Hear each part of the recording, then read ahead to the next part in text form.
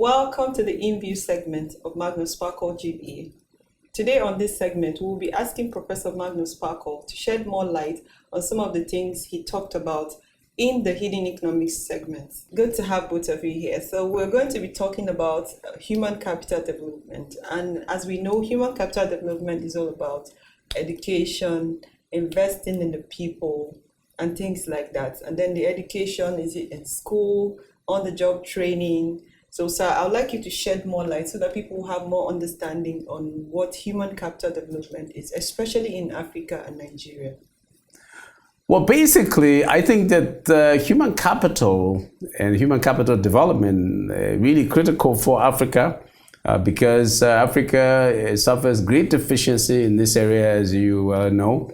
And I think that the time has come because of globalization, because of global competitiveness, for Africa to look to be stronger, pay more attention to training. Basically, if we want to really simplify things, we just call it training, because as you correctly said, I mean, it could be formal education, or it could be on-the-job training, or whatever kind of experience people gather. But all the same, what's important is that people need to be better trained to be competitive in the world. So I'm going to leave it to you guys too, because I know that you guys have your ideas on this between Mr. Kunle and you. So you tell me, because yes, talking about on-the-job training, like something you've mentioned, we know that human capital development has to do with training and then training the people. But I see that in Africa, we don't buy into training. There are different people doing training, but people are not really into training here. So, Mr. Kunle, I'd like you to say something about training, like in our local government areas, getting to federal. What do you see? When we talk about training, actually, there's something I discovered about this training. Our attitude towards the training is something that is worrisome, in the sense that you find people not being interested in the training itself, but because of the things that are surrounding the training, like the ESTA codes, the DTA. So they are not really after the knowledge. And we know to increase your human capital is either by formal education, on the job training, and talking about your health and behavior. But the on the job training is really, really important. But where people have a negative attitude towards this, just let me get whatever incentive is behind the training, not in particular the content of the training. And this brings about an issue, because what you are not really part of, you can teach people, you can share with people, and that is where it becomes a challenge. I think it's critical to let people see that it is to their own benefit. That you get to, I think anytime you mention income, people get a little bit more excited.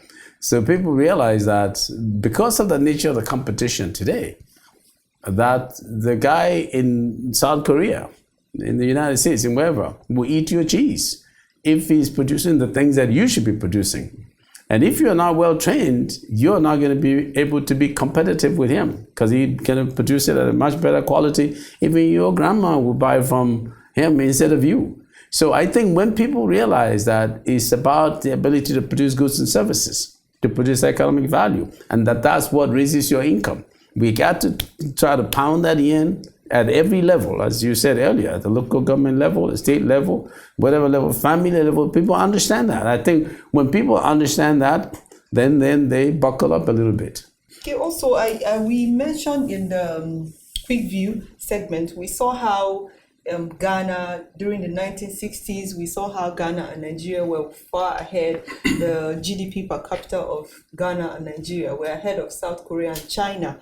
But in the recent times, from 2019, we see that they've overtaken these great African countries. Like China is 5 times higher than these countries, and then South Korea about 15 times higher. What really caused this setback for us in Africa? I say, Mr. Kunle, looking at you, maybe he wants to say something about that. So I'll turn it over to him. Why are we going back instead of going forward? Yes. You discover that human capital is the problem. These people, I believe, they were not just sitting down on what happened in the 1960s. They were really determined to change it. a lot of them went into formal education. They were actually educating their people, training and retraining their people. And these people actually put this training to use. But in Africa, we discovered that we have this, permit me to use this nonchalant attitude towards training. We just believe everything goes. Things don't just happen. Like the recent video I saw about Lee Kuan Yew, he was talking about how his government, they have to be more deliberate, like going into even up to the personal things of the citizen, talking about who is your neighbor, the language you speak to your neighbor. You don't just spit on the floor. So those are the things you find out that the thing did not just happen within the space of 60 years. There are some things that led to them happening. And until we start doing this, also, we will not experience this kind of change. I think Prof can also say more. Like you mentioned Lee Kuan Yew. Lee Kuan Yew, can one person do it? Like we're seeing it's happening in Rwanda. So for me, I believe that we need one great leader. So do you share that same idea with me? Can one person bring a change? Yeah, I think that a person can help, but it comes from training, as you guys are saying. So if we train, one thing we don't really do that well, but I think we're beginning to do, because I hear people talk about it more, is leadership training. And leadership training, that skill is part of human capital. Any kind of skill is part of human capital.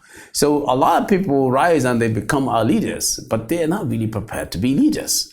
It takes a certain intentionality about it. It takes a necessity within the society, within communities, to say we want a good leader and we look for somebody that we believe can help us to lead us forward. It doesn't have to be the most brilliant person or the person with the largest number of degrees, but just somebody that has good leadership skills, somebody that can coordinate, somebody that can pull people together.